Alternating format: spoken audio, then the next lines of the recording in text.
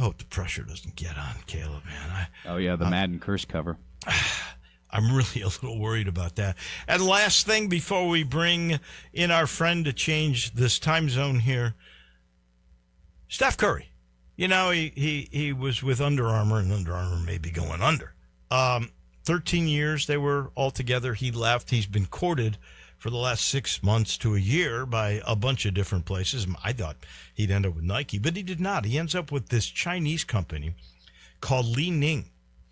This is pretty interesting. They are a sports apparel company that does a lot. They do basketball products. They do what they call athleisure wear, which I guess is like stuff that people go and exercise in and, you know, take exercise classes or go do Pilates, whatever it may be. And I think you can wear it out too if you're going to lunch with the girls, whatever it might be. And they got a golf line, which, you know, I wouldn't be shocked when he's 50 if he didn't try to make the senior tour, because he's that good a player. This is a 10-year deal that he signed, $40 million per year. On top of, what does he make, $70 million as a basketball player for a few more years because he's at the max? This dude's making $110 million. At least, because he's got other endorsements. What a story. And with this new deal, he's got the ability to sign others to wear his brand. So he's got even more spending ability. He truly is going to be, LeBron is probably the most wealthy of this generation's basketball entities because he's parlayed good business practices. Shaq, I guess that's the generation before. Shaq is worth so much money now. He when he does endorsements, he gets part of the company. Think about it, what he's done with the pizza company, the ring, the General. He's got so much stuff going. But Curry is elevating himself right up there. Good for him. All of a sudden, we've changed times. It's time for Dennis on Dave. Dennis on Dave. Dennis on Dave. Welcome to Dennis on Dave. The guy who's made a fortune outside of basketball is Magic Johnson. Oh, yeah. Magic is very, very, very rich. And he's got movie theaters, all kinds of stuff. He's done all kinds of inner city stuff. He's a great businessman. I am worried about Caleb Williams because it often ends poorly for whoever ends on the cover. And he's favored right now. Caleb is favored to be the MVP of the league next year. That's what everybody. Love that. That's what people. And the Bears got to win, and they got the toughest schedule. So they have got a brutal schedule. They have the toughest schedule in the league next year. And between you and Landon Schmidt now, we got these curses going on. Well, come on now. He's the cursed guy. I'm just talking about dumb luck. Sometimes don't shoot the messenger. It's true. Yeah, yes. I don't know anything about the wrestling guy. I don't either. I lost never track heard of the wrestling guy a long time ago. But one thing I do want to bring up is one of the big factors in the NBA Finals is the coaches. And last week, I was talking about the fact that I thought that it is entirely possible that the Cavaliers might move off of Atkinson, and you were like, "Oh, that's insane." He was in the Eastern Conference Finals. Well, this has been bothering you for a week. It's been driving me crazy because you caught me flat-footed. Because Tom Thibodeau got fired after getting to the Eastern Conference Finals, and Mike Brown was brought in, and that's the reason why I think the Knicks have a legitimate chance of winning this series. Here's the difference: how many former Tom Thibodeau players like Tom Thibodeau? I have no idea. Nobody. They hated him in Chicago. They hated him in New York. Players get rid of coaches. Atkinson is liked by his players. That's the difference in this scenario. That is so anecdotal. You have nothing to back that up. You have nothing to back up that Atkinson is liked by his players. Atkinson's I do. I've read quotes. He's disliked by everybody else. How do you know he's liked by the Cavaliers? I don't know if that's true, but the point is, Mike Brown is the more experienced coach. He's had more success than the Spurs coach, who looks disturbingly like Elon Musk. I just think that Mike Brown might be the difference in this series. Now, no, the Knicks are not going to win. The Knicks are not going to win the NBA Finals. They just don't have the size for it. But I think that Mike Brown will. They wouldn't have gone this far with Thibodeau my thinking. Well, you know, that's sort of the same thinking about the change at Golden State when they brought in Steve Kerr, and he's an announcer and he's really good. I can't think of his name, who was the coach. Right. And they let him go. But Kenny Atkinson is staying for another year. Well, I know. I do like the fact that the Knicks and the Spurs are going to party like it's 1999. There you go. 53 years ago. 53 years ago. This is, I'm trying to figure out which one I'm going to go to next. I've been watching the French Open. Love the French Open. Oh, yeah. Although, as I said Is last anybody year, left? it hurts my groin to watch the French Open, just because it just seems like somebody's going to pull a groin on every single exchange in it. I love it. The surface of the French Open, the clay, is pulverized bricks. It's 5 layers of rock. It starts off with bigger rocks, smaller, and the top layer is pulverized bricks. And one player, and I wish I knew this guy's name. I just saw this in passing. He's not a significant player, but somebody asked him about the fact that when he gets tossed a tennis ball, that's the ball he plays. He doesn't do the silly thing where they look at the tennis ball, throw it away, look at a tennis ball, throw it away. And he just went, I can't tell any difference. They all look exactly the same. Because they are all exactly the same. And he said, well, I don't know, maybe Rafi can tell a difference. Maybe, Djokovic can tell a difference. They get used, there is no difference. and they do lose some of their consistency. That's why they change them. Well, certainly in the French, they got to change them all the time because they get dirty immediately. But these guys look at him but his point was, and I've thought this forever, that it's just a ritual. They're not seeing anything different in these tennis balls.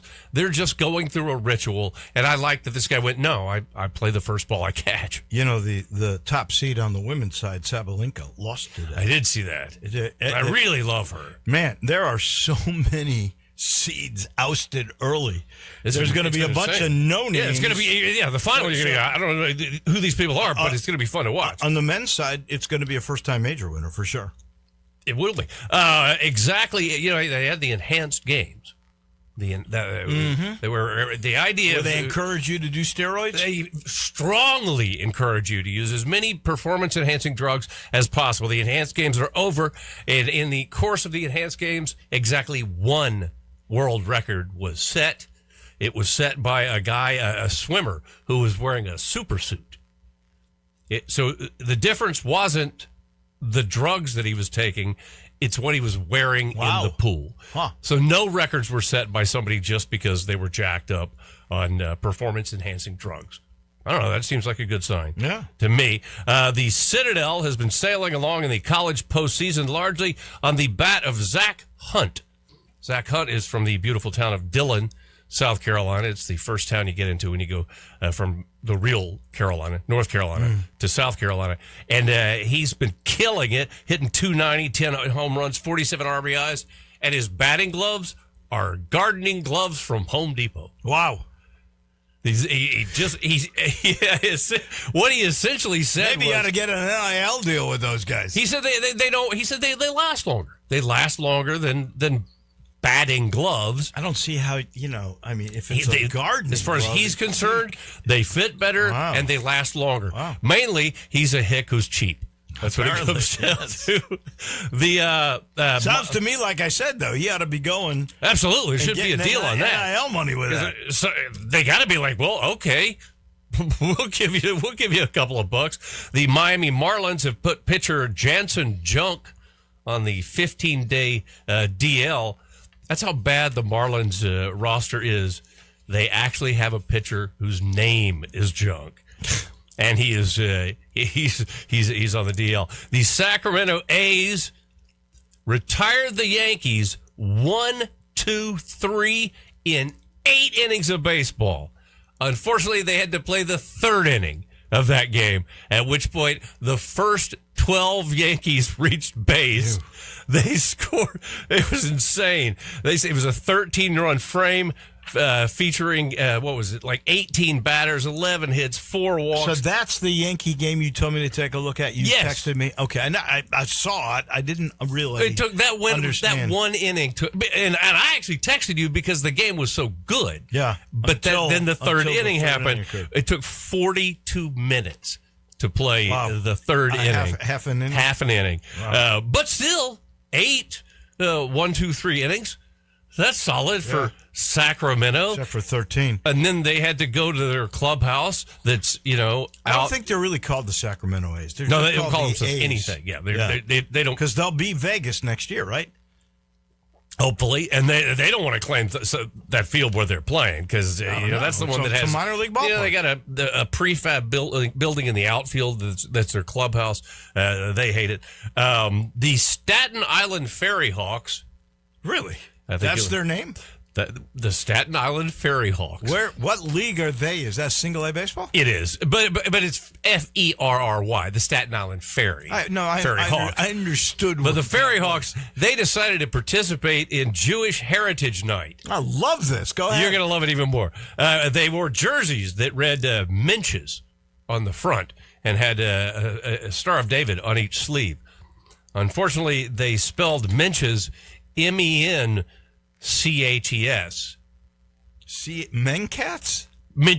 Essentially, Minches. They dropped the first S, so they misspelled Menches. Because Menches, Menches, MENSCH. Yes. But they skipped the first S, so they misspelled. But what I loved about this, and I'll wait for you to finish looking up whatever you're looking up, Dave. I'm just getting myself ready for who you were brought by. I'm still with you, buddy. I can. My favorite comment about the God, you sound like my wife now. I'm sorry to hear that. Your wedding vows. Do you take Dave? I do. What I love about this is the Menches, it's Staten Island. And one person pointed out, boy, it's a shame that they couldn't scare up one Jewish person to check the spelling in New York City. New York. The Browns traded their best player, Myles Garrett, to the Rams for the Rams' 10th best player, Jared Verse. Garrett said playing in Cleveland made him tougher. Well, I believe that. Living in Cleveland makes you tougher. The press wanted a comment from the starting quarterback from the Browns about the trade, but the Browns don't have one. Now, that is an interesting trade because you're getting a 30-year-old guy who's two-time Defensive Player of the Year. He's incredible. So the Rams are going all in because, the Super Bowl This is it. And they're at SoFi. At Sure. SoFi. Okay. So I get it. Verse has already made 2 Pro Bowls. Yeah. I mean, he's really good. And you know how old he is? 25. Yeah, but he's a one-trick pony. He only does one thing. He's just a bulldozer. Well, the other aspect of that is they got a first-round pick and a second-round pick out of that. So it's interesting to me. It's just, to me, it's like the Rams are saying, we're all in for this year. It is. That's exactly what they're saying. What the heck? We'll see what happens after that. Well, plus they're also saying, like everybody else in the NFL, it doesn't make any difference what you give Cleveland. They're not going to suddenly get good. They have four quarterbacks on their roster, and none of them are a starting quarterback. And currently, you don't like Shiloh? Currently, Deshaun is is considered to be the starter, and he is an unbelievable tool. Jackson Dart didn't exactly endear himself to the rest of the NFL by introducing Trump, so the Giants decided to punish him in the best possible way. They got him Odell Beckham Jr. Odell has been a free agent since he tore his ACL in 2022. Odell Beckham Jr. has been a free agent for 4 years, which means he's been retired for 4 years, and he's a pill. Odell is difficult, and it's going to be a real treat for Jackson Dart because Odell wants the ball. He's not a guy who's going to be satisfied with a couple of touches a game. I kind of thought this was just so he can retire there, but we'll see. Maybe. The Dallas Cowboys Public Relations Department won the Roselle Award. The Roselle Award is a made-up award for the best public relations department in the NFL. Oh, that's how he started in the NFL. He was their PR guy. And I got to say, it's not wrong that the PR team for the Cowboys get an award, because we talk about the Cowboys all the time, and they've sucked for decades. Exactly, 100%. So they get away with it. They should. They lie. Yeah, they suck up to their owner, and they lie about their team, and they win an imaginary award. But because they're not going to win the Lombardi, so you may as well give them the Roselle. Interesting note about Vince Lombardi that I stumbled onto in the course of this. Vince Lombardi is considered to be the first supporter of gay players in the NFL. Not making this up. How did you find that? Because this is what I look up. Lombardi. Where did you find that? Well, as I took a deep dive on this, just because I went from the Roselle Award to the Lombardi Award, and then I found this, that as soon as Lombardi got to whatever team it was he was coaching, there was one player everybody knew was gay. And he said to this player, "You're perfectly safe. As long as I'm the coach of this team, you're perfectly safe." In fact, he let it be known to every one of his teammates, if anybody is caught discriminating against a gay player, you're going to be cut instantly. Good for said to Lombardi. said to every one of his coordinators, if I catch you discriminating against a gay player, I will fire you on the spot. Wow. Something none of us ever Was knew. that when he was with Green Bay or I think Washington? Actually, I think it was Washington. Wow. That's where he was. Wow. But I think that's really cool. Uncool, Paraguayan tennis player Adolfo Daniel Vallejo said after his loss. Yeah. So he's playing a 17-year-old French kid named Moise Don't even try it. Kwame. No, I worked on this one. Okay, I Kwame. looked it up. The crowd was going crazy for the because he's a 17-year-old French kid. And he's a Frenchman, right? Yeah. So Vallejo said after the match that the reason that he lost is because the female umpire couldn't get control of the crowd. Was not strong enough. So it should have been a male referee for the match. He got fined. $65,000 for that comment. And that sounds about right. Yes, I agree. Yeah. 100%. This is weird. Hats off to Oklahoma first baseman Dayton Toki, who fouled a ball off his own junk in the sixth. And it was, I've seen the footage, and every man alive. I don't want to see this. It's one of those things where you watch it and go, boy, I really wish I hadn't clicked on that. But he fouled a ball off his own junk in the sixth, shook it off. Oh, he grounded out in that at-bat, but shook it off, and then came back to hit the walk-off home run in the bottom of the 10th. Right. After fouling the ball off his own cup. That's a tough dude right there. Dennis Philippi, we thank you. That is for sure. Yeah, it's the good, the bad, and the stupid. Yeah. Dennis, always brought to you by the good folks at Dinstall's. Summer Sizzler special this week. Chocolate pecan fudge. It's award-winning. This is true. That Dinstall's. Think you were lying. Wait. Well, I have to clarify after listening to you because I have no idea if half the stuff you say is true. It's all true. This is a fact that Dinstall's fudge was voted best in America. I thought at one time it went to an international thing and won that too.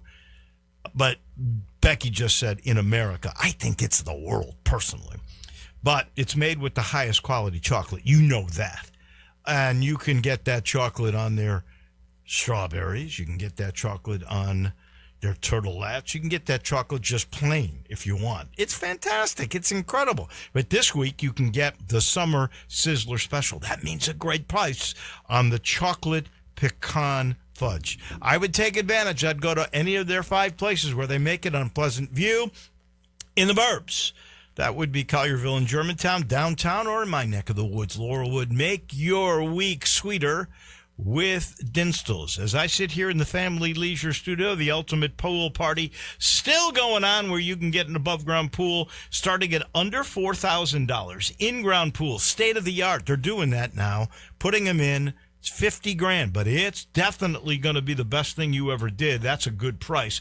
All in-stock patio furniture, price to move. You get a 5-piece patio furniture set starting at under $1,000. Those outdoor sectionals, they're just incredible with the new designs and the new fabrics that are waterproof. You can get that for under $1,300. You get a free umbrella and a base with select patio furniture sets. And if you mention us, $200 off on any purchase of a pool or a spa. Head on over, go see Billy, go see Lindsay at Family Leisure. We take a break. We are headed to Pittsburgh. Mike DeCourcy, did you know the SEC and the Big Ten do not want Congress to come in and help?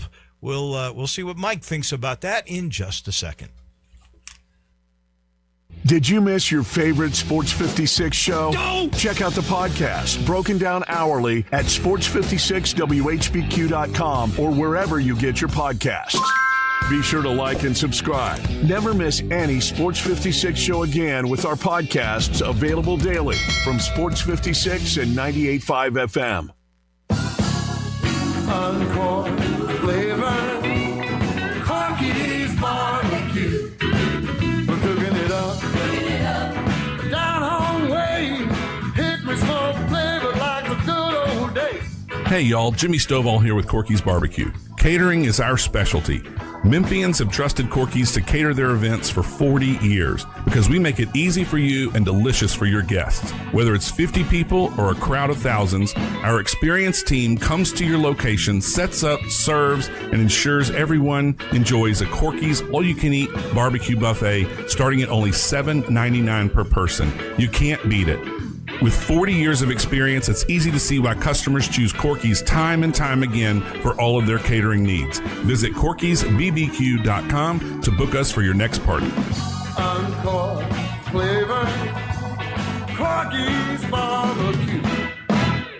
Chris Price here with Metro Builders. If you were anywhere in the Mid-South lately, you felt it. High winds, hail, and storms rolling through hard. And here's the truth. If your roof took a hit, you may not see it yet. Hail and wind damage shingles can compromise your roof, opening the door for water intrusion. And once it gets in, the damage spreads fast. Ceilings, walls, insulation, even mold. That's why the sooner we inspect, the less damage you risk. Right now, Metro Builders has teams all over Memphis performing free inspections, handling same-day repairs, and providing emergency water mitigation services if needed. We'll show you exactly what we see, document everything, and help you take action before a small problem becomes a big one. Don't wait until you see water inside. Call me. 901-375-1717. That's 901-375-1717, or book your inspection online at metrobuildersmemphis.com. That's Metro Builders Memphis. We don't just build, we build world class. I'm Gary York. I'm the service director at Lexus of Memphis. Our service department wants to be more than just a place where you get your oil changed. We do glass repair, windshield replacement, recalibration of your camera and sonar systems, even wheel repair, tire replacement, all the things you would expect from a luxury automotive dealer. Please check out our website. You can schedule your appointment, check out our specials, hours of operation, or if you'd like to do it in person, please reach out to one of our associates at 901-271-5199. Now back to Wolo and Friends on Sports 56. Here once again is the voice of the Tigers, Dave Woloshin.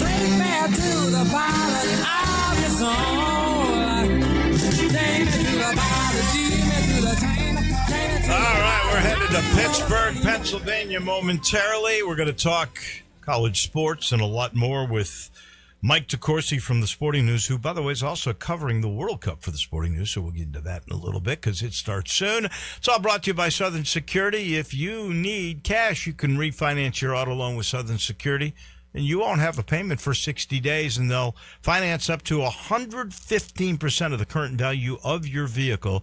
And Southern Security says that's up to 72 months. So to find out how you can put more cash in your pocket, call our member service team at 901-452-7900, or you can apply on the website, southernsecurity.com. 7 locations. They're not for profit. They can do things banks can't. Southern Security, your home Team Credit Union. We go to Pittsburgh. Mike DeCourcy, I know usually you hear him on Mondays. He switched to Wednesday this week. Good morning, Mike. News coming out this morning. The Big Ten and the SEC do not want help from Congress or even antitrust exemption. They oppose the new Protect College Sports Act. I was curious what you might think about that as the news broke this morning. Yeah, I don't think that if they don't want those things, it's that they don't want that bill. I don't think that they. The reality is that the bill is very heavily it's renamed from the SAVE Act, which was the work of Cody Campbell from Texas Tech. Right. But it's really it's been polished up. It's in better shape, but it's still basically that bill. And the two major leagues, the two most, I shouldn't say that major leagues, the two wealthiest leagues don't want what he's proposing because they know what he's agitating for, which is essentially an equal distribution among the power leagues. And it's ironic. The thing that is ironic about that is that they want what the SEC and Big Ten are making, but don't think that they have any interest at all in the American and the Mountain West and Pac. Like, don't think they want to give up what they're having so that those can be elevated. No.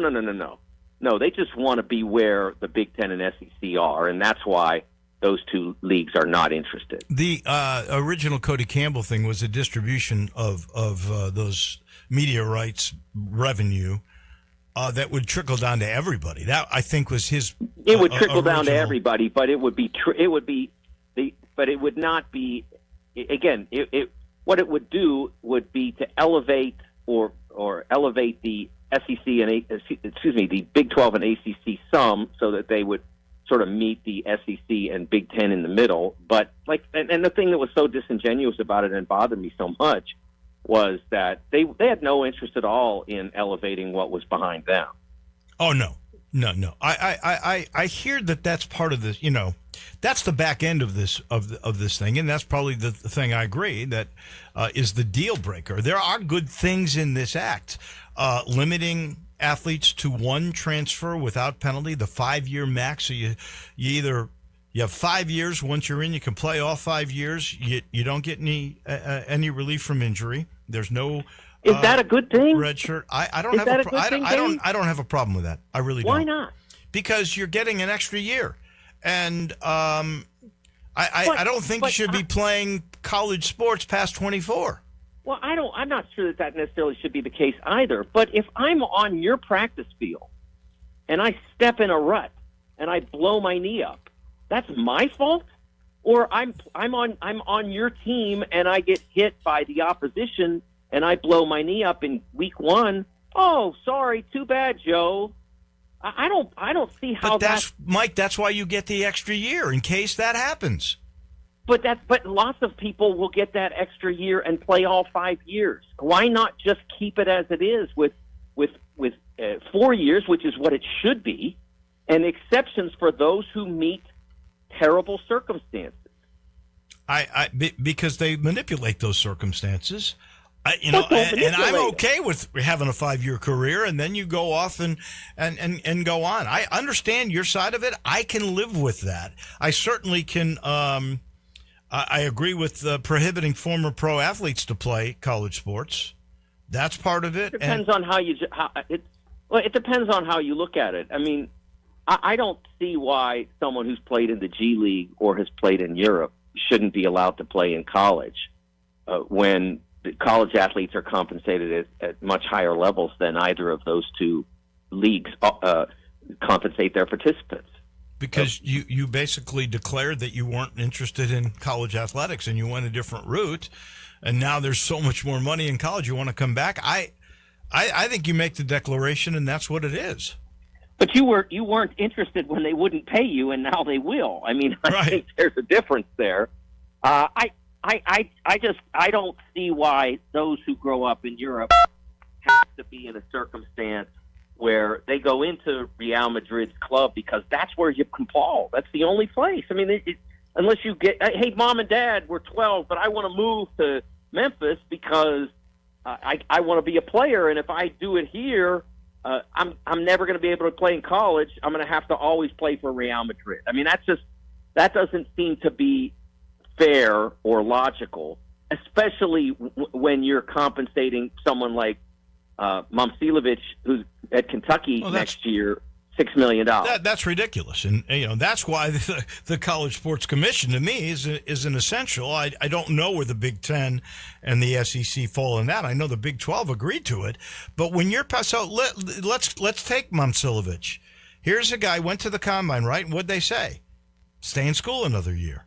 You're not good enough yet to be a guaranteed first round draft choice, right?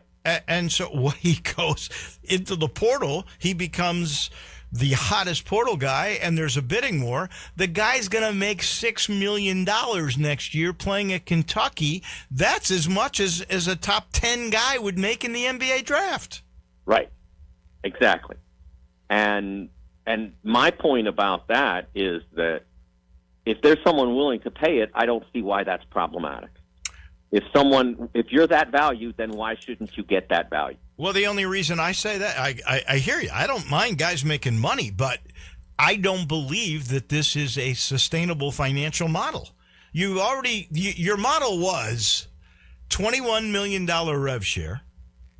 And then, okay, some of the stars, they get NIL money for name, image, and likeness because they're stars. They're promoting the game, and they deserve a share of that at a reasonable market price. Isn't that what the College Sports Commission That's is supposed the idea, to? Yeah. But why is it? Go ahead. Do you think that you can sustain? Maybe there are a few schools, Texas at $40 million or more, $44 million for their football team. What did Kentucky play last year? It was 20-some million dollars. Memphis, the $6 million he just signed, Memphis is hoping to get maybe $7 million for the whole team. I mean, I'll give you 3 examples of outsized spending, let's say. So I won't put a label on it, other than it's exceptional spending that have occurred in college athletics in the last decade, probably in this decade. Okay, so on the one hand, you have Jimbo Fisher paid $75 million to go away. Right. Don't work here. That's one. On the other hand, you have the University of Pittsburgh build a 9-figure, I believe it's around it's $125 million or more, new facility for its hoop team, football? No. For its volleyball and wrestling and other non-revenue sports teams. And then you have Milan Momcilovic making $6 million to hoop. Which of those seems most plausible to you? To me, the basketball one, the Momcilovic seems like the bargain in that. I just don't know. Kentucky seems to have endless amounts of money. I know the Big Ten and the SEC, they bring in $100 million, I guess, per school. Maybe those are the exceptions that can pay that. I don't know if they can sustain that. I hear everybody saying this model can't work. It is not sustainable forever. And here's you've got the rev share set. Here's where you've got to make some sense for this to be sustainable. And players can make a lot of money forever, but a guy that can't make the NBA, to me, shouldn't make $6 million a year. And by the way, how much? How is he getting that money? Is the name, image, likeness actually being really enforced, or is he just getting that deal because they're going to pay it without really services rendered? Well, it's a great question, and people are offended by the idea he's being paid to play. I'm not. I'm not offended by that. By the amount. A lot of people are. They say, "Oh, it's pay for play," like it's a 4-letter word. I'm not bothered by it, but a lot of people are. But if you want something better than this, they should have and could have spent the past 3 years minimum. But just 23 is when it started to really percolate, and it's now 26. So about the last 3 years, they could have spent the last 3 years trying to figure out, because it is complicated. How do we do a collective bargaining agreement and make this work? They could have done that. And all they've done is try to run ends around against that. Now we'll go to Congress. No, we'll go to Congress. No, we've got another Congress bill, but oh no, we don't like that one. I mean, instead of just saying we got to talk to the people who are involved in this and work out a fair deal, and instead of trying to impose all the time, because even if you do impose this, even if Congress does do this, that doesn't mean there won't be legal action against it. I don't know that this bill's going to make it to the finish line, but if it does, it's almost guaranteed to cut the salaries of someone like Momcilovic to a much lesser version of what he's getting, of what he would get if he had more time. But someone like that can look at Momcilovic and say, well, I can average 15 points a game at Kentucky. Why do I only get 600,000 or whatever it'll be under these new restraints? That could go to court, and that could get blown up by, if you go back to the Alston case in the Supreme Court as precedent, that could get blown up, and then we're right back where we came from instead of working on bargaining that could have been in place years ago. I'm not saying that's wrong, but I am saying you got to make the correction at some point. And if I recall with the way this is supposedly going to work, it is you've already got the 21 million rev share.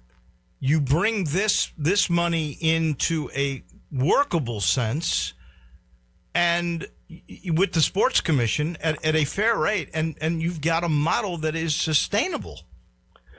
But it's not fair, because you're constraining the payments to athletes who it's been proven can get more. We have seen it now. We saw it with AJ DeBonsa. We're seeing it with Momcilovic. We're seeing it with Flory Badunga. These athletes can command more than what the CSC is willing, if it were enforced, if they were empowered and they enforced the regulations that were in the House settlement, it would be a fraction of that. Is it sustainable? That's the question I got for you. How many schools can really compete with that? It depends on what you're competing for. I mean, can you compete in football if you're at Pitt? Well, what are you competing for? Are you competing for the ACC title? Well, yeah, you can, because you've won it 4 years ago, and who else is in your league that can go places where you can't? Maybe Florida State has resources that you don't, and Clemson does, but they haven't used them very wisely lately. And they have, but I mean, Miami, Florida certainly doesn't have any money that Pitt can't get to. They have a geographic recruiting advantage. It depends on what you're competing for. There's no doubt that the wealthiest schools will have the biggest advantage, but that's been the case always in different ways. They just didn't have that advantage in terms of the procurement of talent financially, but the blue blood schools have always had brand advantages that they wielded for decades quite proudly and quite happily. And certainly Ole Miss did not have the ability to compete for talent in basketball with Kentucky, but they stayed. They were in the same league, and they have been in the same league, and occasionally have beaten them. And no one said, "Hey, it's unsustainable that Kentucky's almost always better than Ole Miss." They just kept playing and moving forward. We'll have to pick this up again. Actually, I won't be here for a couple of weeks. You'll be with my good friend Landon Schmidt, but we'll pick this back up soon. Mike, I always appreciate you. Oh, it's great to talk to you, Dave, and I hope you're having a good time with those couple of weeks. I am. I promise. Awesome. I'll let you know. Thank you much. Take care. That is Mike DeCourcy from the Sporting News. He's brought to you by Memphis Public Links, and we're about to do our golf picks here. Johnny Lyons, Greg Hines, Mickey Barker standing by. There's always something good happening at Memphis Public Links. Go to memphispubliclinks.com. You can make your tee times. You can see everything that's happening, all the updates. They've had the Audubon Championship, the Galloway Championship.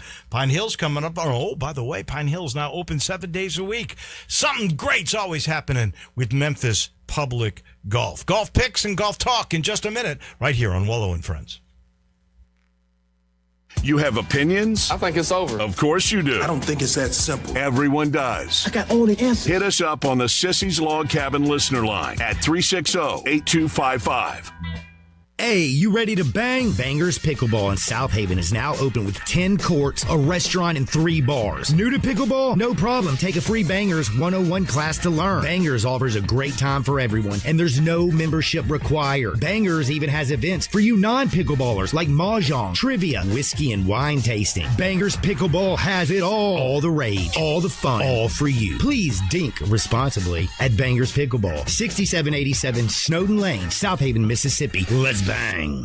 Welcome to Triumph Auto Sales, where you'll have a great car buying experience. Triumph Auto Sales is your #1 source of quality pre-owned vehicles ranging from lease returns to new car trades, all at huge savings. Plus, Triumph has a full array of financing options to meet your needs. Find your next car online at triumphautosales.com or stop in today at 4875 Elmore Road. Triumph Auto Sales will help you get the vehicle you want at the price you need and the service you deserve. For a great car and a great experience from a local and family-owned business, visit Triumph Auto Sales.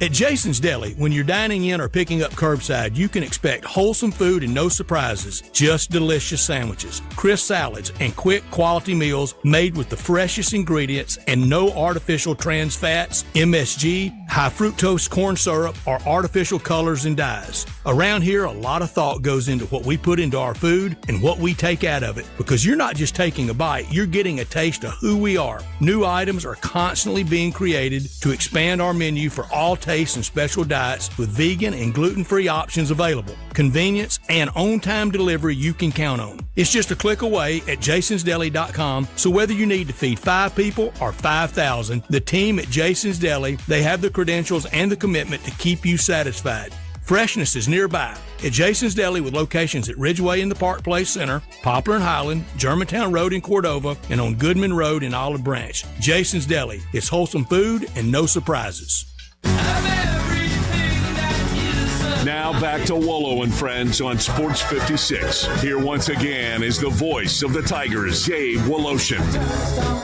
Welcome back in. Oh my gosh, these standings are so close. Greg is at 10,960,000, Johnny 10,247,000, Wolo 10,137,000, and then Mickey, you're about 3 million behind, 7,741,000. But in this day and age, with signature events like we have with Jack's tournament this week, you're 1 win away from tying it up. So we've got some really great close competition going on right here.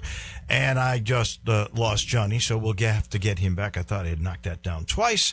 Mickey Barker, Greg Hines with us. The new schedule is coming out in 3 weeks. Things are trickling out now about a 2-track system, of which the second track, if you're in that thing, is just an elevated Corn Ferry Tour kind of thing. Even Jack has taken some shots about how bunched it is. They're talking about bigger cities like, I hate to say, the Chicago, Denver, and Nashville as part of the regular PGA Tour. Does that make any of you guys worry about Memphis? I'll start with you, Mickey. Not too much. The fact that the FedEx World headquarters is right there on number 5 and 6, that gives me hope that we'll always have a good event here in Memphis. Johnny, what do you think? Of course, I enjoyed the tournament a lot better when it was just a regular tour event. But I definitely don't trust Brian Rolap these days. He's, and Don Ray, just got fired as president of the PGA. There's some weird things going on. I think Memphis is protected as long as FedEx is still the title sponsor of the tour. Greg, what's your sense of this thing? Because Brian Rolep wants bigger markets, and he wants a condensed schedule. And instead of, I think he was really like a month ago just going to snap it on there, and now he's gotten some resistance. I think he's slowing down on that. Give me your sense. Yeah, I kind of feel like they're slowing down a little bit what they were doing. I think FedEx obviously protects St. Jude being a huge part in such a long time deal, but he's proven tradition's not his thing right now. He wants to make changes and move it in a direction, and Jack was not polite in what he said about it, and I don't blame him. I think it's a little confusing where they're going. I think Memphis is fine as long as FedEx and St. Jude continue to hang around and be a part of it. And, you don't want to be a regular tour event. We want to be a signature event. That looks like it's going to, if you're not signature, you're just going to kind of be the also-ran. I agree with that, 100%. Of the tour. So, yeah, because this 2-track thing, there's more money, but you're not getting – the top 120 players. And they're talking about with this 2-track system. In other words, the Stars signature events, all 1 track. They'll play, and they'll probably try to space that out to 2 or 3 tournaments per month. And the 2nd track is going to be just honestly a more glamorous Corn Ferry Tour with a little bit of better money. But you got to really pay for it, and you're not getting the top players. And there's going to be relegation at the bottom of the top track 1 to, the guys that do really well, top 20 of track 2 move up. Give me your sense of that, Mickey Barker. Yeah, I don't necessarily like that either. I like I'm a traditionalist. I like the tour the way it is right now. I don't think it's really broken too badly. Having a tournament every week, a top tier event where Scheffler can play in the CJ Cup, Byron Nelson, if he wants to. Whereas, if that goes to a 2nd tier or B level or whatever, he may not have the option of playing in his hometown event. So, I'm a little concerned as far as that goes. Johnny? I totally think the roll-up has got everybody confused, and, too many signature events is the problem. Greg? Yeah, I think, the cool part is that these young guys are going to be able to flourish in that Tier 2 event and make a name for themselves. And the top tier guys are going to have to be on their game to stay up there. But, I mean, it's going to be interesting. I'm confused. I think the average consumer of the PGA Tour is confused. So I just don't know where we're going. Stay tuned. We're going to know in 3 weeks exactly what is going to happen, and I don't know how much change for 27, but I got a feeling 28 is going to look really, really crazy. Okay, so we do have Jack's tournament. At one point, it was going to be the 5th major. Then the Players is going to be the 5th major. I think they're going to keep it the way it is with 4 majors. But this is a great golf course. It's Jack's course, par 72. Last year, they averaged about 73.5. So it's tough. 7,500, well, almost 7,600 yards with deep, rough. Scotty Scheffler's won it 2 times in a row. You've got the U.S. Open right after this. So there's a lot of guys playing. Scotty went to Shinnecock Hills and scouted it and played a couple of rounds there. I don't know how many players really want to win the week before a major, but it'll be interesting to see. And Mickey, you've got the first pick. Well, I'm kind of locked in. You can't not take Scheffler if you have the chance to. So that's the direction I'm going. Well, he's guaranteed top 5, right? I mean, he's amazing. Rory's never played great at this tournament, but I don't think I can pass on him because I think he'll make some money, and I think he's got to prove something. He hasn't played very much. I do think he's going to play well this week, so I'm going to go with Rory. That would mean, Johnny, you're next. Okay, yeah, that's not too much of a shock there, taking Scotty and Rory in 1 and 2. I'm going to go with my man, Wyndham Clark. Wow, okay. Wyndham Clark, there you go. Well, he didn't do anything for me last time, but last time I had him, but I'm going to take Siwoo Kim. I don't blame you. I mean, he's high on that list. 5 straight top 20s, 7 top 10s this year. Playing good. That brings us back to Mickey. Well, for this year, it's a tough, long golf course, so I think Cam Young is the direction I would go. Yeah, good call. That was my next guy. I'm going to take a chance here. I'm going to go with Xander Schauffele. He's due to play well. Johnny? Okay, we'll try Ben Griffin. Good pick. If he can putt, and he usually does, he'll play well. Greg? Hard not to take your guy, Wolo. Oh, you're going to go Aborg. Yep. Oberg. All right, you got Oberg. That gets us back to Mickey. So this is where it starts getting fun. So you have Spieth and Thomas and Fitzpatrick and Alex Smalley. He's been playing great. Yeah, he made me money. Yeah, I think I'm going to go Aaron Rye. Aaron Rye, wow. All right, I'm going to take Matt Fitzpatrick. Johnny?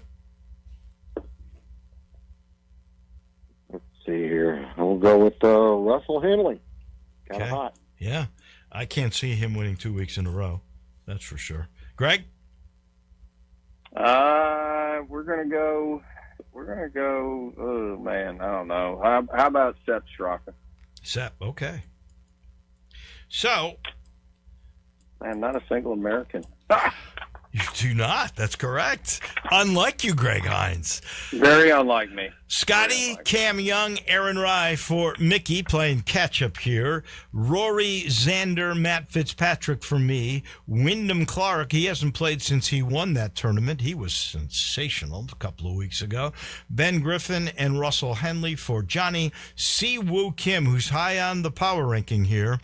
Ludwig Oberg, my guy, and Sepp Straka for Greg. Johnny? Anything new in your world of golf? Do you want to share? We got a nice order from the Foundry Golf Club. They bought 26 Navy Blazers last week, and we just did the Olympic Club. All right. Board members. No, you're Blazers, staying hot. You're staying hot. Greg, what's busy. new in your world at Windyke? Man, we are just in great shape, and things are solid out here. It's really it's a fun time. Our men's group and our ladies groups are the biggest they've ever been, and just a lot of good time getting out here playing golf with your friends. And finally, Mickey, I heard rave reviews about your Audubon Championship. I love it. You got championships for every golf course now. Oh, Yeah, we had a. Oh, and by the way, Pine Hill 24 open every day now. Yeah, 20 open 7 days a week. So we're excited about that. Having everybody able to come out on Mondays, and we really starting to get some traction at Pine Hill, doing more rounds than we've ever done there. That we have records for. Our golf course is great. Wow.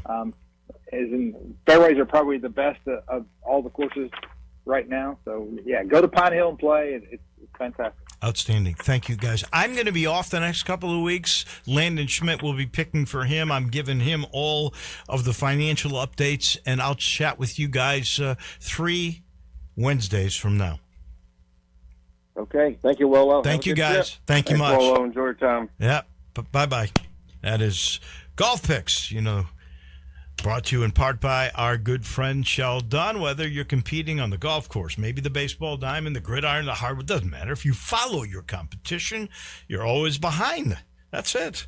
Sheldon Rosengarten, Mark Spensdorf, who, by the way, is the worst golfer in town, tells people selling a home is exactly like the competition you face in sports. If you don't have a good coach, good guidance, a strategic plan like he's got, and he executes the plan, you'll head to the lockers. You'll be a loser.